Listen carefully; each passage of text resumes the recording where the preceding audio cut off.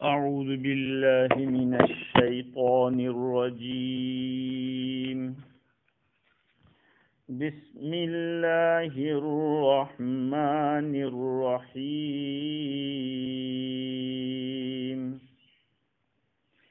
فعقروا الناقة وعتوا عن أمر ربهم وقالوا يا صالح ائتنا بما تعدنا إن كنت من المرسلين. فأخذتهم الرجفة فأصبحوا في دارهم جاثمين. فتولى عنهم وقال يا قوم لقد أبلغتكم رسالة ربي ونصحت لكم ولكن لا تحبون الناصحين. صدق الله العظيم.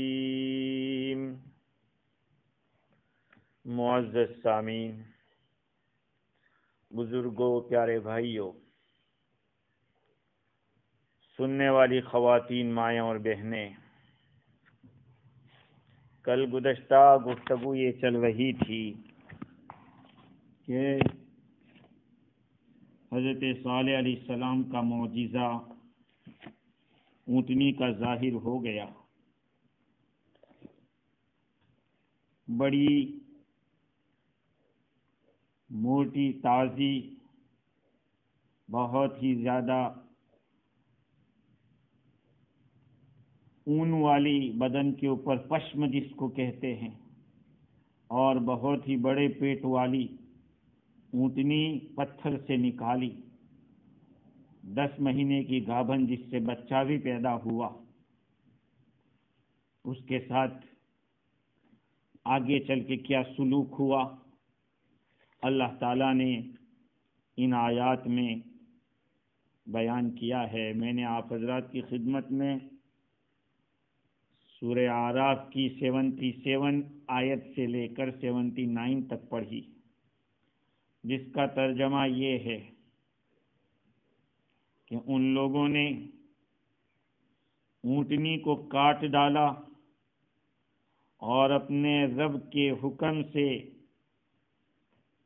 پھر گئے، سرکشی کی، اور یہ کہا کہ صالح اگر تم رسول ہو تو جس سے تم دھمکاتے ہو وہ لے آؤ. یہ صالح لے آئیے اس چیز کو جس کا آپ ہمیں وعدہ کرتے ہو اگر تم رسولوں میں سے ہو. فَأَخَذَتْهُمُ الرَّجْفَةُ، ان لوگوں کو زلزلے نے پکڑ لیا، وہ اپنے گھروں میں بجھ گئے. وہ اپنے گھروں میں صبح کے وقت بجھ گئے یا اونڈے پڑے رہ گئے. فتولی عنہم، پھر صالح علیہ السلام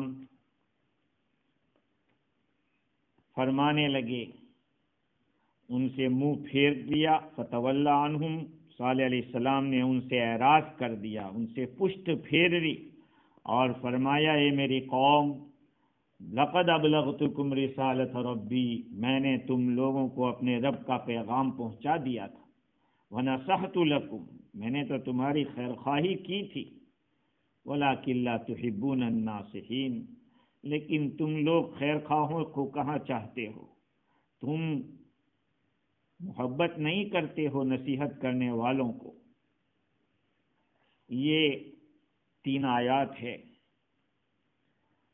پہلی آیت میں اللہ تعالیٰ نے فرمایا فَعَقَرُوا النَّاقَةَ. عقر کا جو لفظ ہے عرب حضرات کے یہاں کشف عرقوب البعیر، اونٹ کی ایڑی کے حصے کو اوپن کر دینے کو کہتے ہیں.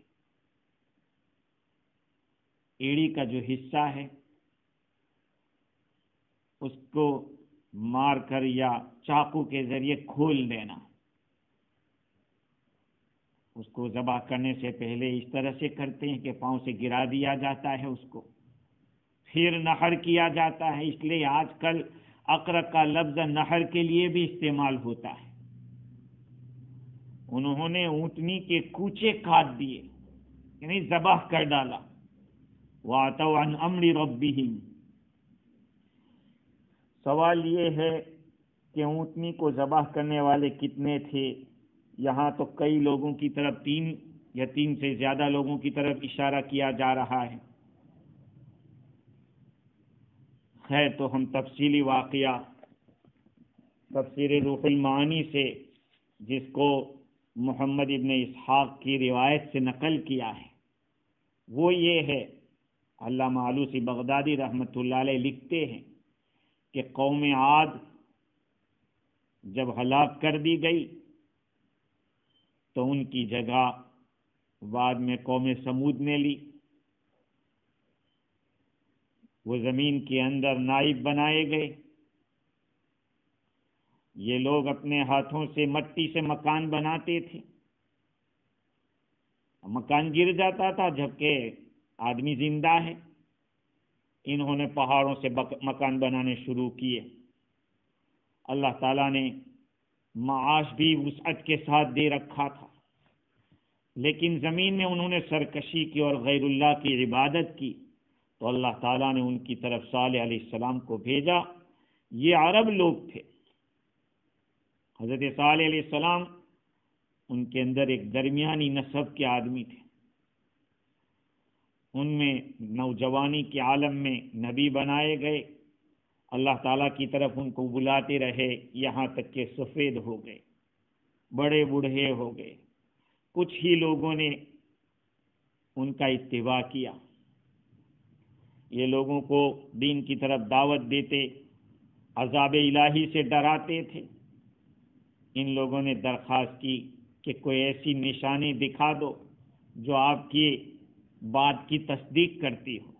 کہا کون سی نشانی تم چاہتے ہو؟ صالح علیہ السلام نے فرمایا، کہا کل ہمارے ساتھ ہمارے تہوار کے اندر نکلیں، ہم اپنے معبودوں کو لے کر نکلیں گے۔ جیسے کل میں نے عرض کیا تھا کہ ان لوگوں نے قول و قرار کیا کہ ہم جو مانگیں گے وہ آپ کو کرنا پڑے گا، آپ جو کہیں گے ہم کریں گے۔ آپ کی بات پوری ہو جاتی ہے تو ہم آپ کی بات مان لیں گے، ورنہ آپ کو ہماری بات ماننی پڑے گی۔ حضرت صالح علیہ السلام نکلے، جیسے کل عرض کیا تھا کہ آپ نے دعا کی۔ اس زمانے میں قوم سمود کا جو سردار تھا وہ جندع بن عمرو بن حراش تھا۔ انہوں نے صالح علیہ السلام سے ایک خاص پتھر کی طرف جو کونے میں رکھا ہوا تھا اشارہ کر کے بتایا کہ اس سے، جس پتھر کا نام کاسبہ یا کاتبہ، ابن کثیر اور دوسرے مفسرین نے اس کو کاتبہ لکھا ہے اور روح المعانی میں اس کو کاسبہ لکھا ہے۔ پتہ نہیں یہ کاتب کی کرم فرمائی ہے یا کیا ہے، یا نام میں کچھ اختلاف ہے۔ خاص قسم کی اونٹنی کا تقاضا کیا کہ شکل اونٹ جیسی ہو اور بڑے پیٹ والی، بہت ہی زیادہ اون والی، جس کو وول کہتے ہیں، بدن پر زیادہ وول ہو۔ اگر آپ نے ایسا کیا تو ہم آپ کی بات مان لیں گے، آپ پر ایمان لے آئیں گے۔ صالح علیہ السلام نے ان سے پختہ عہد لیا کہ تمہیں میری بات ماننی پڑے گی اور ایمان لانا پڑے گا۔ 2 رکعت پڑھی، دعا کی، پتھر سے جیسے تولد کے وقت جانور کو، کوئی بھی انسان یا کوئی اور جانور بچہ جنمتا ہے، مادہ جب جنتی ہے اس وقت جو کیفیت ہوتی ہے اس پتھر میں ہوئی۔ پتھر پھوٹا اور اس سے 10 مہینے کی گھابن اونٹنی بڑے پیٹ والی نکلی اور بہت زیادہ وول والی، جیسا کہ ان لوگوں نے چاہا تھا۔ اب اندر کیا تھا وہ کسی کو پتا نہیں کہ اس کے پیٹ میں کیا ہے۔ خیر بچہ پیدا ہوا۔ باہر آنے کے بعد اس وقت جندع بن عمرو ایمان لے آئے اور ان کی قوم کی ایک جماعت ایمان لے آئی۔ سارے لوگ ایمان لانا چاہتے تھے، ان کے سردار لوگ بھی، لیکن کچھ لوگوں نے منع کیا، جن میں سے ایک آدمی تھا ذؤاب بن عمرو بن لبید اور دوسرا تھا حباب، جو بتوں والا، جس کا کام بت بنانے کا ہوگا یا بیچنے کا ہوگا۔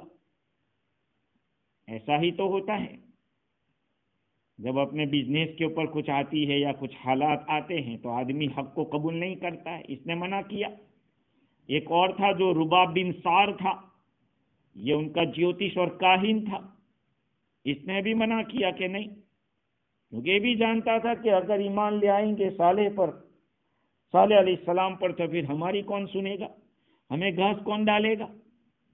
اس لیے ان لوگوں نے صالح علیہ السلام کی قوم کے شریفوں کو منع کیا کہ نہیں۔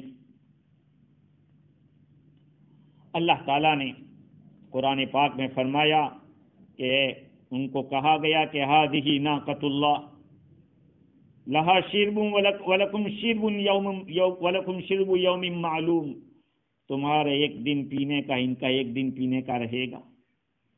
بس چلتا رہا، اونٹنی اور اس کا بچہ اسی طرح سے زمین میں درختوں کو چرتے تھے، پانی پیتے تھے، ایک دن آتے ایک دن غائب رہتے۔ جس دن اونٹنی کی باری ہوتی وہ اپنا سر پتھر کے اندر رکھتی، کنویں میں سارا پانی پی جاتی تھی۔ یہ لوگ جس دن ان کی پانی کی باری نہیں ہوتی تو اس کا دودھ نکالتے اور دودھ پیتے تھے جتنا چاہتے تھے، اور جمع بھی کر لیتے تھے۔ یہ اونٹنی ایک راستے سے آتی تھی اور دوسرے راستے سے جاتی تھی،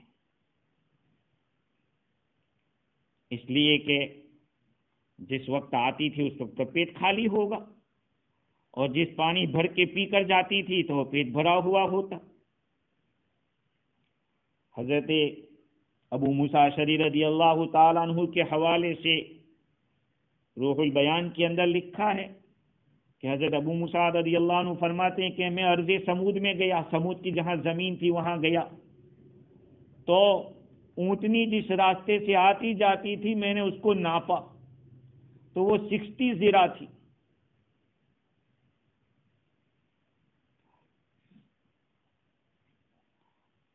سلسلہ چلتا رہا، ادھر سے پانی کا ادھر سے دودھ کا، لیکن کبھی کبھی ایسا ہوتا تھا کہ ان لوگوں کو تکلیف ہو جاتی تھی۔ کیسے تکلیف؟ اس طرح سے کہ جب گرمی کا موسم ہوتا تو اونٹنی وادی کے اوپر آ جاتی تو دوسرے جو جانور تھے بستی کے وہ بھاگ جاتے، اور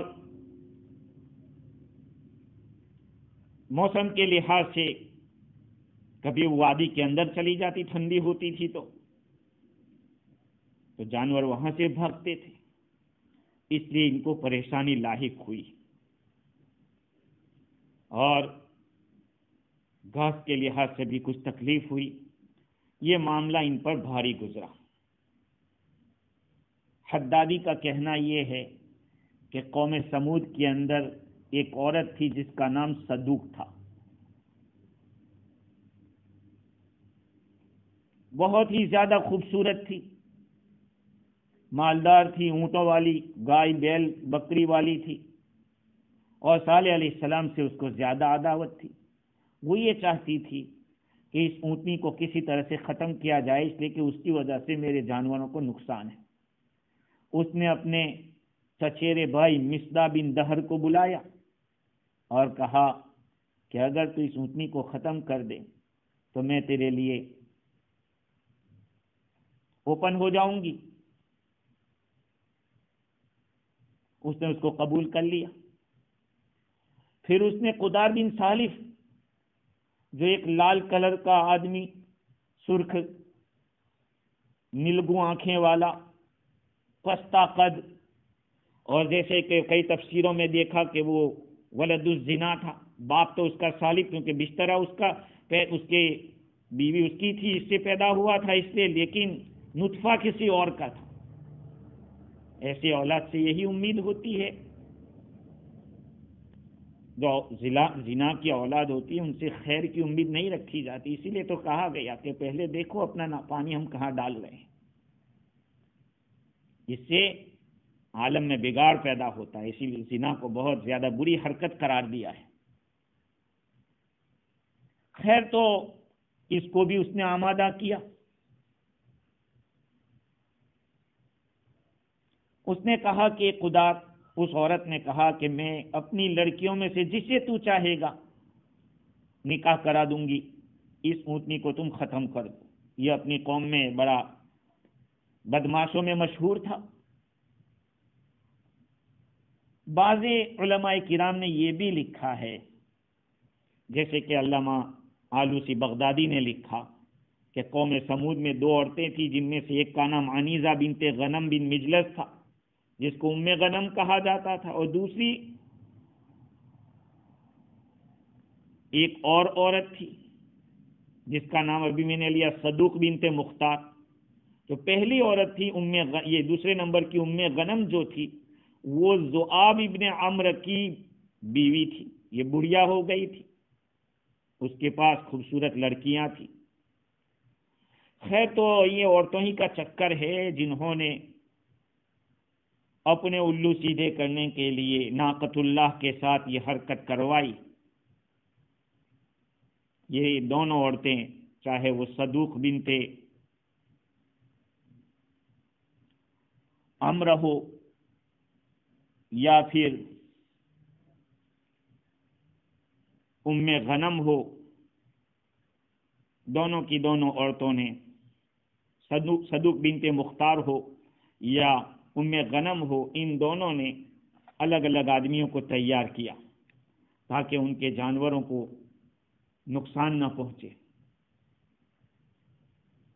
صدوق نے ایک اور آدمی کو بھی بلایا جس کا نام حباب تھا، تاکہ اونٹنی کے کوچے کاٹ دے، اور اپنے آپ کو پیش کیا اس عورت نے، اگر تو کرے گا تو اس نے انکار کر دیا۔ اس نے اپنے چچیرے بھائی مصدع بن مہرج کو بلایا، وہ خود نہیں تیار ہوا حباب۔ خیر، تو بات طے ہو گئی،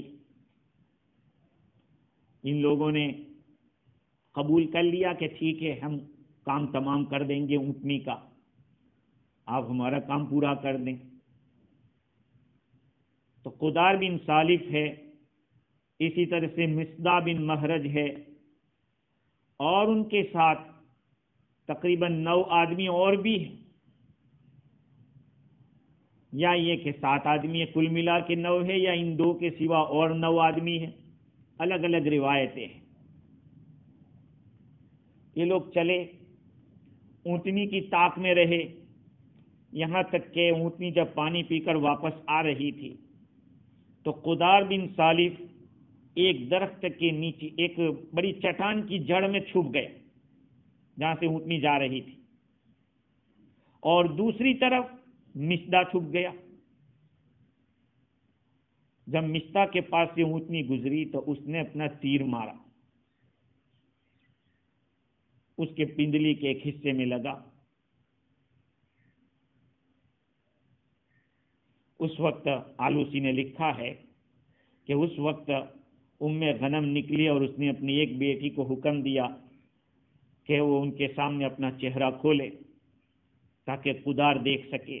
قدار نے اس کو دیکھا اور اس کو ابھارا تاکہ اونٹنی کو ختم کرے۔ یہ تلوار کے ذریعے ٹوٹ پڑا اونٹنی کے اوپر اور اس کے کوچے کاٹ لے، ارکوب کو اس نے ظاہر کر دیا، ایڑی کا حصہ، وہ اونٹنی گر گئی۔ اس نے زور سے آواز نکالی، جس آواز سے اس اونٹنی کا بچہ پہاڑ سے نیچے آ گیا، اور قدار نے اس کے لبہ کے اوپر چھرا چلایا یا تلوار چلائی اور نہر کر دیا۔ شہر والے آئے، اس کا گوشت تقسیم کیا، لے گئے۔ اب بچے کو دیکھا۔ بعض روایات میں یہ بھی ہے کہ بچے کو بھی ان لوگوں نے قتل کر دیا، اور بعض روایات میں یہ ہے کہ یہ بچہ بھاگا پہاڑ کی طرف اور 3 مرتبہ اس نے آواز نکالی۔ صالح علیہ السلام کو پتہ چلا تو آپ نے فرمایا اپنی قوم سے کہ تم لوگ جاؤ اور بچے کو پکڑ لو، بچے کی کم از کم حفاظت کر لو تو اللہ کے عذاب سے بچ جاؤ۔ ہو سکتا ہے کہ اس بچے کی حفاظت سے تم لوگ عذاب سے محفوظ ہو جاؤ۔ یہ لوگ اس کو طلب کرنے کے لیے، ڈھونڈنے کے لیے نکلے تو دیکھا پہاڑ کے اوپر اس کا ارادہ کیا، لیکن ہوا یہ کہ جس چٹان کے اندر سے وہ نکلی تھی اسی چٹان کو وہ چٹان پھٹی اور اس میں چلی گئی۔ حضرت صالح علیہ السلام نے فرمایا کہ دیکھو یہ بچے نے 3 دفعہ آواز نکالی تھی، یہ تمہارے 3 دن کی مدت ہے۔ تمتعوا فی دارکم 3 ایام ذالک وعد غیر مکذوب، اپنے گھروں میں 3 دن تک فائدے اٹھاؤ، اس کے بعد دیکھو جتنا مزہ لینا وہ 3 دن تک لے لو۔ اس کے بارے میں امام رازی نے بھی لکھا ہے اور دوسری تفسیروں میں بھی لکھا کہ لوگوں نے علامت مانگی کہ کیا علامت ہوگی۔ صالح علیہ السلام نے فرمایا کہ عذاب کی نشانی یہ ہوگی کہ کل صبح تم جب اٹھو گے تو تمہارے چہرے لال ہوں گے، یہ امام رازی نے لکھا ہے، اور دوسرے دن تمہارے چہرے پیلے پڑ جائیں گے، اور تیسرے دن تمہارے چہرے کالے ہو جائیں گے۔ ہوا یہ بعض تفسیر میں یہ، دوسری تفسیروں میں یہ کہ پہلے دن پیلے پڑ جائیں گے، دوسرے دن لال ہو جائیں گے، اور تیسرے دن کالے پڑ جائیں گے۔ جس دن ان لوگوں نے اونٹنی کو ذبح کیا تھا وہ دن بدھ کا دن تھا، اور پہلا دن ان کے لیے جمعرات کا پڑ رہا تھا، ان کے چہرے پیلے پڑ گئے۔ دوسری ایک روایت محمد ابن اسحاق کی، علامہ آلوسی بغدادی رحمۃ اللہ علیہ نے یہ نقل کی ہے کہ اونٹنی کے بچے کے پیچھے 9 آدمیوں میں سے 4 آدمی گئے، اس میں مصدع تھا، اس نے تیر مارا اور اس کے دل کو لگا، اس اونٹنی کے دل کی جگہ پر، پھر اس کو کھینچ کے لائے اور اس کا گوشت اس کی ماں کے گوشت کے ساتھ ملا دیا۔ حضرت صالح علیہ السلام نے فرمایا کہ دیکھو تم نے اللہ تعالیٰ کی حرمت کی، اللہ تعالیٰ کی حرام کی ہوئی چیز کی بے حرمتی کی ہے، قابل احترام چیز کو تم لوگوں نے بے حرمت کیا ہے، اس لیے اب اللہ تعالیٰ کے عذاب کی بشارت لے لو۔ وہ مذاق کرنے لگے کہ اوہ کب آئے گی وہ، اس کی کیا نشانی ہوگی؟ فرمایا کہ کل صبح جب کرو گے اس وقت تمہارے چہرے پیلے ہوں گے، اور اس کے بعد دوسرا دن آئے گا، اس دن تمہارے چہرے لال ہوں گے، اور تیسرے دن تمہارے چہرے کالے ہو جائیں گے۔ پھر جب صبح ہوگی عذاب آئے گا تمہارے اوپر۔ کہاں یہ لوگ برداشت کر سکتے تھے اپنے خلاف؟ آج کی دنیا میں یہی ہے کہ آپ کسی کے ڈیزائر کے خلاف بات کرو تو وہ آگ بگولا ہو جاتا ہے، بات کو ریجیکٹ کر دیتا ہے۔ اس لیے انہوں نے سوچا کہ صالح کا بھی معاملہ ختم کر دو، صالح علیہ السلام کو بھی قتل کر دو، اور قتل کے ارادے سے وہ لوگ گئے بھی۔ رات کے وقت اللہ تعالیٰ نے صالح علیہ السلام کی حفاظت کی، فرشتوں نے پتھروں سے ان کے جو آئے ہوئے تھے ان کو زخمی کر دیا، ان کے دماغوں کے اندر، سروں کے اندر پتھر لگے، یہ اپنے گھروں میں نہیں پہنچے۔ ان کے ساتھیوں نے دیکھا کہ کیا ہوا، ابھی تک آئے نہیں۔ حضرت صالح علیہ السلام کے گھر کی طرف پہنچتے ہیں، دیکھا کہ یہ تو پتھروں سے زخمی پڑے ہیں۔ ان لوگوں نے صالح علیہ السلام سے کہا کہ آپ نے ان کو مارا، آپ نے ان کو قتل کا ارادہ کیا۔ حضرت صالح علیہ السلام کا وہ ارادہ کرنا چاہتے تھے، لیکن ان کے رشتہ داروں نے روکا، نشانیاں دیکھی۔ صالح علیہ السلام کو قتل کرنے کے لیے اب وہ ڈھونڈ رہے ہیں۔ صالح علیہ السلام قوم سمود ہی کے ایک محلے کے اندر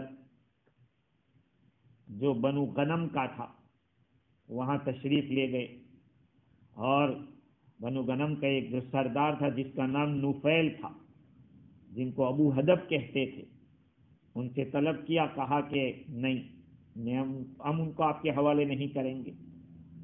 تو چھوڑ دیا وہ اور اپنے کام میں لگ گئے۔ حضرت صالح علیہ السلام اپنے لوگوں کے ساتھ جو آپ پر ایمان لائے ہوئے تھے ان کو لے کر ملک شام کی طرف روانہ ہوتے ہیں، اور مقام رملہ جو فلسطین کا ایک حصہ ہے وہاں قیام فرماتے ہیں۔ ادھر 4تھا دن جب ہوتا ہے تو چاش کا وقت سورج کچھ تیز ہوا، انہوں نے اپنے آپ کے چہرے کے اوپر ایلوا لگایا. تحنتو بالصبر، صبر کے معنی ایلوا، اپنے چہرے پر ایلوا. ایلوا بہت کڑوا ہوتا ہے، بدبودار ہوتا ہے، حدیث میں اس کی مثال آئی ہے. اور ٹاٹ کے کفن پہن لیے.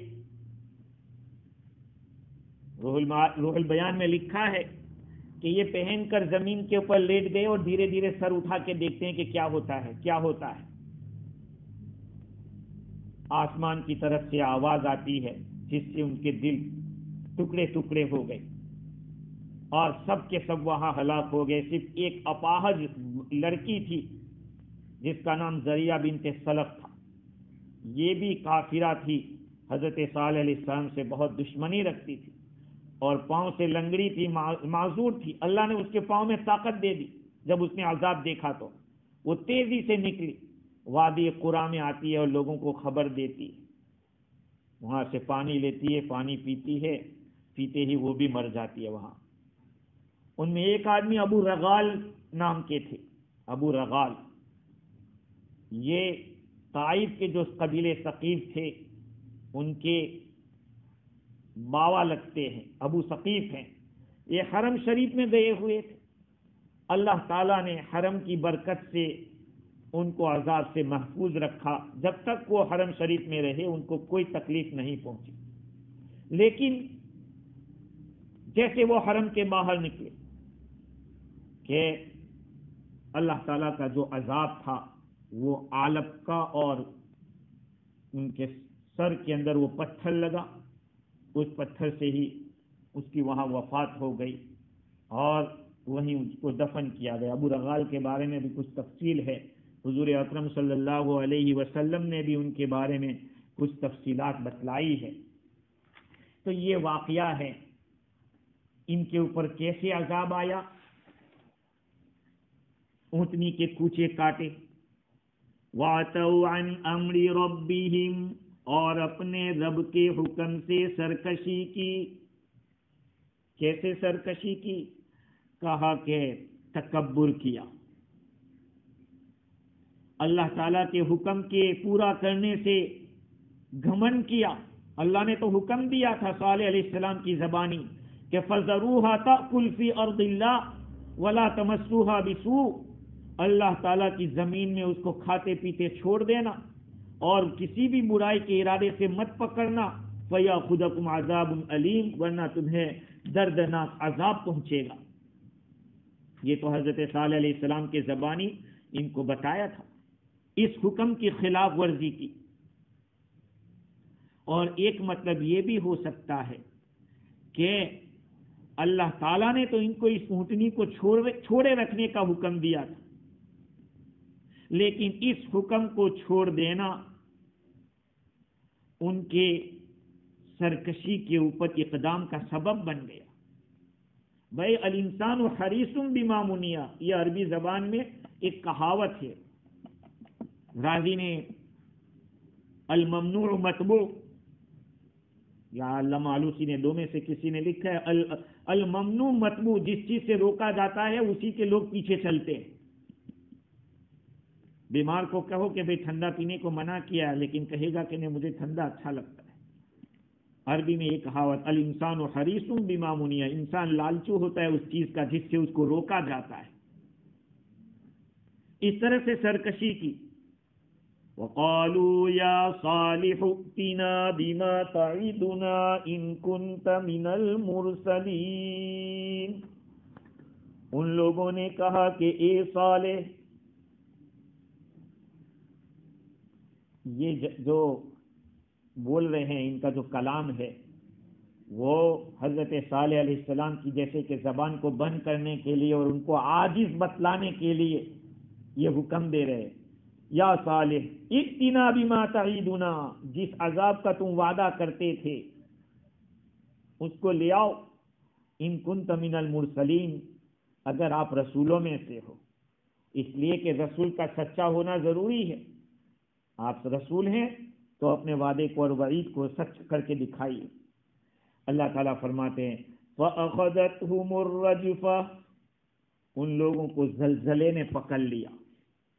الرجفۃ یہ زلزلۃ الشدیدہ، سخت قسم کا زلزلہ جو زمین کے نیچے ہوتا ہے زلزلہ. اب ایک بہت بڑا اہم سوال یہ ہے یہاں پر، جس کو علامہ آلوسی بغدادی نے بھی نقل کیا ہے اور امام رازی نے بھی نقل کیا. قرآن مجید کے اندر قوم سمود پر جو عذاب آیا ہے اس کے لیے مختلف قسم کے الفاظ قرآن مجید میں وارد ہوئے ہیں. کہیں تو صیحہ کا لفظ ہے جس کے معنی آواز، کہیں صاعقہ کا لفظ ہے، کہیں رجفہ کا لفظ ہے، کہیں طاغیہ کا لفظ ہے. یہ الگ الگ الفاظ ہیں.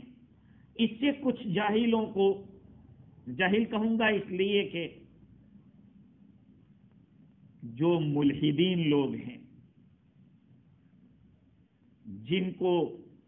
جن کے دلوں میں تالے لگے ہوئے ہیں، ان کو اعتراض لگتا ہے کہ صالح علیہ السلام کی قوم پر عذاب آیا تھا تو کیسا عذاب؟ کبھی تو رجفہ ہوتا ہے جو زمین میں ہوتا ہے، کبھی صیحہ کہتے ہیں، صاعقہ وہ تو اوپر سے ہوتا ہے، طاغیہ. اس کا جواب یہ ہے کہ دیکھیے ان الفاظ میں آپس میں کوئی جھگڑا نہیں ہے. طاغیہ کے معنی ہے، ابو مسلم رحمۃ اللہ علیہ فرماتے کہ الطاغیۃ اسم لکل ما تجاوز حد سواء کان حیوانا او غیر حیوان. جو چیز اپنی حد سے آگے بڑھ جائے اس کو طاغیہ کہتے ہیں، چاہے وہ جانور ہو یا جانور نہ ہو، کوئی بھی ہو، حد سے بڑھے گا اس کو طاغیہ کہیں گے. یہاں پر بھی آواز جو آئی تھی وہ حد سے زیادہ تھی جو برداشت نہ ہو سکے. اور دوسری بات یہ ہے کہ زلزلہ بھی بہت سخت قسم کا تھا، اسی لیے تو رجفہ کا لفظ لائے، زلزلہ نہیں لائے، کیونکہ الزلزلۃ الشدیدہ شدید قسم کا ہو اس کو رجفہ کہتے. تو زلزلہ بھی جو حرکت تھی وہ عام عادت کے خلاف تھی، جو حد سے بڑھی ہوئی تھی. تو طاغیہ کا لفظ بھی آ گیا، رجفہ کا لفظ بھی آ گیا. اور صیحہ، جب زلزلہ آتا ہے تو اس میں اس طرح کی آوازیں تو آتی ہے زور زور سے. اور آلوسی نے اس کا جواب اچھا دیا کہ آسمان سے تو اونچی آواز آئی تھی اور زمین سے زلزلہ ہوا تھا. اور صاعقہ میں بھی اسی طرح سے زجرہ، ایک ڈانٹ پلانا، زجرہ کا لفظ بھی اسی طرح ہے. فَإِنَّمَا هِيَ زَجْرَةٌ وَاحِدَةٌ، وہ تو ایک ڈانٹ پلائے، فرشتہ ایک آواز کر دے تو پیشاب نکل جاوے، وہیں پہ روح نکل جاوے آدمی کی. تو آسمان سے آواز نکالی گئی آئی اور زمین سے زلزلہ سخت ہلایا گیا. یہ سارے الفاظ آپس میں ایک دوسرے کے قریب قریب ہے.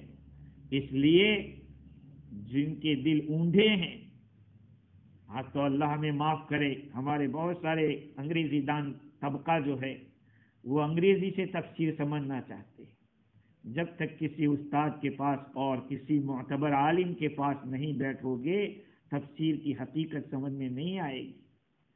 اس لیے کہ تفسیر کے لیے حدیث بنیادی ہے. ابھی دیکھو میں آپ کو بتاتا ہوں کہ حضور اکرم صلی اللہ علیہ وسلم کی روایتوں میں یہ تفسیر آ رہی ہے، ان واقعات کی طرف اشارے مل رہے ہیں. خیر، تو اللہ تعالیٰ نے ان پر عذاب بھیجا، فَأَخَذَتْهُمُ الرَّجْفَةُ، ان کو زلزلے نے پکڑ لیا. ادھر سے یہ فاقہ جو لفظ ہے فَأَخَذَتْكُمُ الرَّجْفَةُ، اس سے بظاہر ایسا لگتا ہے کہ ادھر انہوں نے مانگا، ادھر حضرت صالح علیہ السلام نے دعا کی اور ادھر سے اللہ کا فیصلہ آ گیا. فاقہ لفظ یہ بتلا رہا ہے. بس کیا پوچھنا تھا، ان کو زلزلے نے پکڑ لیا. اور اللہ تعالیٰ کو زلزلہ لانے میں کسی سے تھوڑی مشورہ کرنا. یہ تو ہم لوگ کہتے ہیں کہ زلزلے کے لیے اس طرح کا ہوتا ہے کہ زمین کے اندر یہ کم ہو جاتا ہے، وہ زیادہ ہو جاتا ہے، بوجھ یہ بڑھ جاتا ہے. نہیں، اسلامی مینٹالٹی تو زلزلے کے لیے یہی ہے کہ اللہ تعالیٰ نے زمین کے اندر ایسی رگیں اور ونس رکھی ہے کہ فرشتے کو حکم دیا جاتا ہے کہ ادھر کی نس کو کھینچو، ادھر سے کھینچا جاتا ہے تو لوگ اوپر کے نیچے، نیچے کے اوپر چلے جاتے، کا زلزلہ ہو گیا۔ وہ تو ایک فرشتے نے نس کھینچی تھی، رس کھینچی تھی، اس کا نتیجہ ہے۔ وہاں تھوڑی اسباب، نعوذ باللہ، اسباب کے محتاج ہے اللہ تعالیٰ، وہ بلا اسباب کے سب کچھ کر سکتے، اور ہم اسباب کے ساتھ بھی نہیں کر سکتے۔ فَأَصْبَحُوا فِي دَارِهِمْ جَاثِمِينَ، وہ اپنے گھروں کے اندر بجھ گئے۔ جسم کا جو لفظ ہے جاسم، اس کے اندر حرکت ختم ہو جانے کا معنی ہے۔ فَأَصْبَحُوا فِي دَارِهِمْ جَاثِمِينَ۔ علامہ آلوسی بغدادی نے لکھا ہے کہ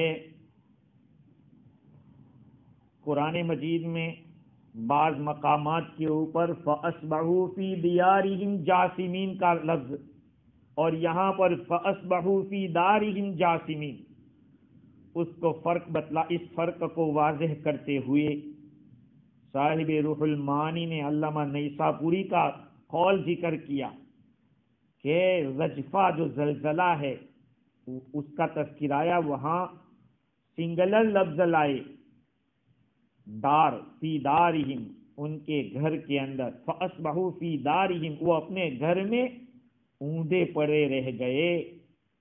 اور جہاں پر صیحہ کا لفظ آیا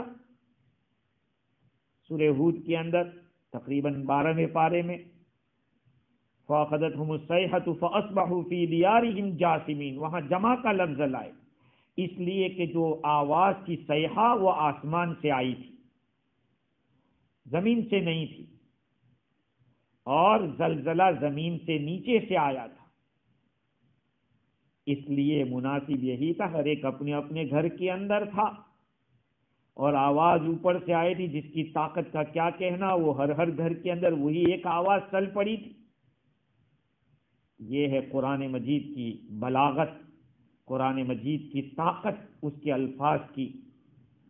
خیر، تو فَأَصْبَحُوا فِي دَارِهِمْ جَاثِمِينَ، تو جسم کا جو لفظ ہے وہ انسانوں کے لیے اور پرندوں کے لیے اس طرح سے ہے جس طرح سے بروق کا لفظ اونٹ کے لیے، جیسے اونٹ بیٹھ جاتا ہے اسی طرح سے پرندہ اور انسان بغیر حرکت کے بیٹھ جائے، اس کو جسوم کہتے ہیں۔ اللہ تعالیٰ فرماتے ہیں فَأَخَذَتْهُمُ الرَّجْفَةُ فَأَصْبَحُوا فِي دَارِهِمْ جَاثِمِينَ، ان کو زلزلے نے پکڑ لیا تو وہ اپنے گھروں میں اوندے پڑے رہ گئے، بغیر حرکت کے ہو گئے۔ فَتَوَلَّى عَنْهُمْ، صبح تو ان کی اس حال میں ہوئی تھی کہ کوئی حرکت نہیں تھی۔ فَتَوَلَّى عَنْهُمْ، حضرت صالح علیہ السلام نے ان سے اعراض کیا، ان سے اعراض کیا۔ کیسے اعراض کیا، کب کیا؟ جب وہ مر گئے لوگ، کیونکہ اوپر تو فرمایا کہ فَأَصْبَحُوا فِي دَارِهِمْ جَاثِمِينَ، اپنے گھر میں اوندے پڑے ہونے کی حالت میں صبح کی، تو ان کے مرنے کے بعد صالح علیہ السلام نے ان سے اعراض کیا۔ اور ایک صورت یہ بھی ہو سکتی ہے کہ مرنے سے پہلے ان لوگوں سے فرمایا، ان سے اعراض کیا، موت ابھی ان لوگوں کی ہوئی نہیں تھی، ان سے اعراض پشت پھیر لی۔ کیا فرمایا؟ یا قوم لقد ابلغتکم رسالت ربی ونصحت لکم، اے میری قوم، میں نے تم لوگوں کو اپنے رب کا پیغام پہنچا دیا اور میں نے تمہاری خیر خواہی کی، لیکن تم لوگ پسند نہیں کرتے تھے نصیحت کرنے والوں کو، یہ تمہاری عادت تھی، اس لیے ورڈ کے اندر بھی اختلاف ہے، یعنی لفظ جو بیان کیے، اپنا جو صالح علیہ السلام نے بیان دیا اس میں پاسٹ ٹینس، میں نے تمہیں پیغام بھی پہنچا دیا تھا اور میں نے تمہاری خیر خواہی بھی کی تھی، لیکن تم کہاں محبت کرنے والے تھے نصیحت کرنے والوں کو، لا تحبون الناصحین، لیکن تم نصیحت کرنے والوں کو پسند نہیں کرتے تھے۔ ہاں، یہ ہے۔ امام راضی نے لکھا ہے کہ بظاہر یہ لگتا ہے کہ وہ لوگ زندہ تھے اس وقت انہوں نے یہ بات کہی، کیونکہ یا قوم کا جو لفظ ہے وہ مردوں کو نہیں کہا جاتا.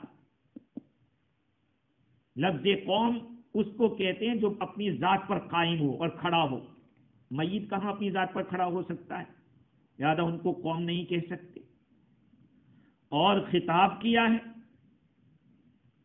بات کر رہے ہیں صالح علیہ السلام، تو مردے سے کیسے بات کی؟ اور تیسری بات یہ ہے کہ محبت کرنا یہ تو زندوں کا کام ہے. ان کو فرما رہے ہیں کہ تم لوگ تو کہاں پسند کرتے تھے نصیحت کرنے والوں کو. خیر، جب وہ مر چکے پھر ایسا کلام انہوں نے کیوں کیا، یہ سوال ہوتا ہے. صالح علیہ السلام نے ایسا کلام ان کے ساتھ کیوں کیا؟ تو اس کا جواب یہ ہے کہ جو زندہ لوگ ہیں وہ بھی سنیں تاکہ عبرت حاصل کریں. ایمان والے بھی ایسی بات کو سن کر کبھی اس طرح کی حرکت نہیں کریں گے. یا یہ بھی ایک جواب ہے کہ حضرت صالح علیہ السلام کا دل جل چکا تھا اس واقعے سے. نبی تو نبی ہوتے ہیں، چاہے وہ ایمان نہیں لائے تھی ان کی قوم، لیکن انہوں نے دیکھا ان کے حال کو تو حضرت صالح علیہ السلام نے اس طرح کے کلام کے ذریعے اپنے دل کو ہلکا کیا، اپنی مصیبت کو ہلکا کیا. بعض لوگوں نے یہ بھی جواب دیا ہے کہ یہ تو ایسا ہی ہے جیسے کہ رسول اللہ صلی اللہ علیہ وسلم نے بدر والوں کو خطاب کر کے فرمایا تھا. جس وقت بدر کی لڑائی میں مسلمانوں کی فتح ہو گئی، 3 دن تک وہاں رکے رہے اور تیسری رات کو کجاووں کو کسا گیا اور واپسی کا ارادہ کیا.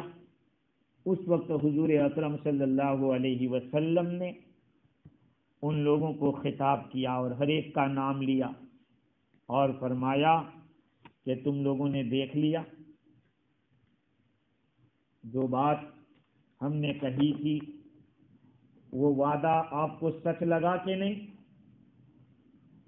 جو باتیں ہم نے آپ کو بتائی تھی ان باتوں کو تم نے کیسا پایا، سچا پایا یا نہیں پایا؟ حضور اکرم صلی اللہ علیہ وسلم نے جب یہ بات بدر کے مقتول کفار کو خطاب کر کے بتائی، اس وقت صحابہ کرام نے حضور اکرم صلی اللہ علیہ وسلم سے پوچھا کہ اللہ کے رسول، آپ ان مردوں سے بات کرتے ہو؟ تتکلم مع ہؤلاء الجیف یا جیف، ان مردوں سے آپ بات کرتے ہو؟ آپ نے فرمایا ما انتم باسمع منهم ولكنهم لا يقدرون على الجواب، تم ان سے زیادہ سننے والے نہیں ہو لیکن وہ جواب پر قادر نہیں ہے. خیر، یہ واقعہ تو ہو گیا، لیکن حضور اکرم صلی اللہ علیہ وسلم کا دیار سمود میں جانا، جہاں پہ قوم سمود آباد تھی وہاں پہ تشریف لے جانا ثابت ہے، وہاں سے گزرنا ثابت ہے. اس طرح سے جانا ثابت نہیں کہ جس طرح آج کل تو جہاں حالات آئے ہو وہاں بھی لوگ دیکھنے کے لیے جاتے ہیں، وہ ایک پکنک کی جگہ بن جاتی ہے آج تو. مسند احمد کے اندر عبداللہ ابن عمر رضی اللہ عنہما کی روایت ہے کہ جب رسول اللہ صلی اللہ علیہ وسلم لوگوں کو لے کر مقام تبوک کے اوپر پہنچے ہیں تو مقام ہجر میں قوم سمود کے گھروں کے پاس اترے. جب اترے تو صحابہ کرام نے پانی کو تلاش کیا اور پانی لینا، ان کنووں سے پانی لینا شروع کیا جہاں سے قوم سمود پیتی تھی.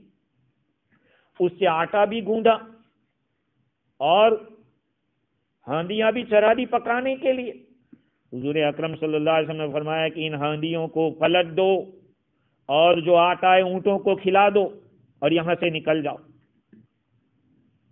پھر اس جگہ پر اترے جس کنویں سے حضرت صالح علیہ السلام کی اونٹنی ناقۃ اللہ پیا کرتی تھی، اور صحابہ کو حضور نے منع کیا کہ جس قوم کے اوپر اللہ کا عذاب آیا ہو وہاں پہ داخل نہیں ہونا چاہیے، مجھے یہ ڈر ہے کہ اگر وہاں جاؤ گے تو تمہیں بھی وہ مصیبت پہنچ جائے گی، لہذا وہاں داخل مت ہویا کرو۔ یہ ایک روایت ہے مسند احمد کی۔ دوسری روایت مسند احمد کی ہی ہے لیکن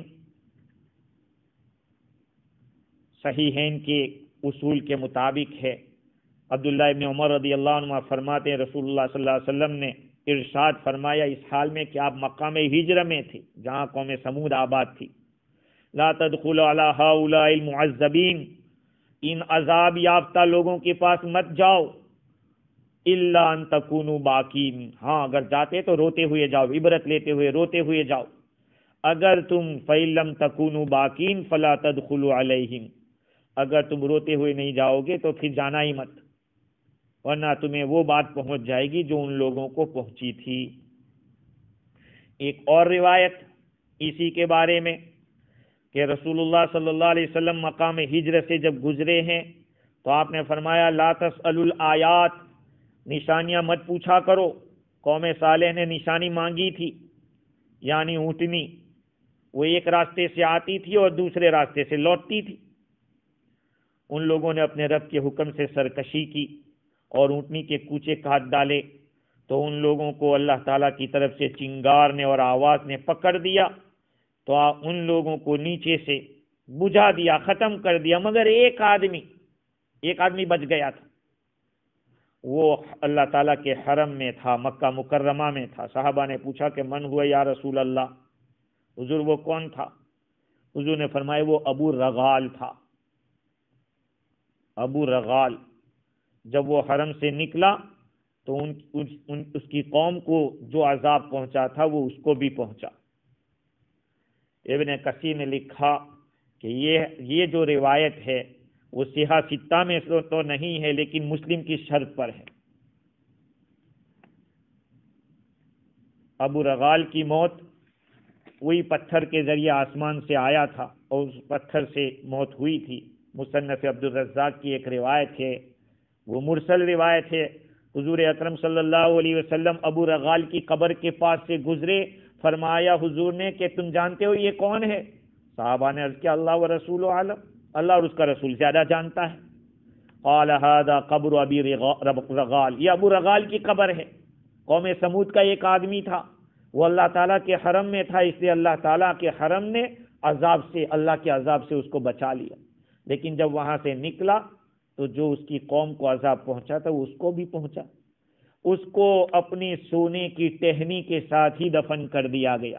سونے کی ٹہنی تھی اس کے ہاتھ میں، اسی ٹہنی کے ساتھ اس کو دفن کیا گیا۔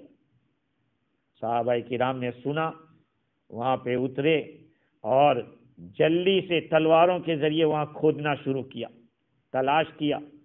اللہ کے نبی کی بات کہاں غلط ہو سکتی تھی، جیسی فرمائی تھی سونے کی ٹہنی نکلی وہاں۔ یہ روایت مرسل ہے، لیکن ابن کثیر نے ابو داؤد کے حوالے سے اور محمد ابن اسحاق کے حوالے سے مرفوع بھی نقل کیا ہے۔ واللہ اعلم بالصواب۔ خلاصہ کلام یہ ہے کہ قوم سمود کے اوپر اللہ تعالیٰ کا عذاب آیا اور اس عذاب کی یہ کیفیت تھی۔ حضرت صالح علیہ السلام نے ان سے پشت پھرا کر یہی فرمایا کہ میں نے تو تم لوگوں کی خیر خواہی کی تھی، اپنے رب کا پیغام تمہیں پہنچایا تھا، لیکن تم نصیحت کرنے والوں کو پسند نہیں کرتے تھے۔ میرے بھائیوں، نصیحت چاہے دیوار پر لکھی ہوئی ہو اسے اختیار کرنا چاہیے، اور نصیحت جو نہیں سنتا ہے وہ کبھی کامیاب نہیں ہوتا۔ نصیحت کسے سود من آیدش کہ گفتار سادی پسند آیدش۔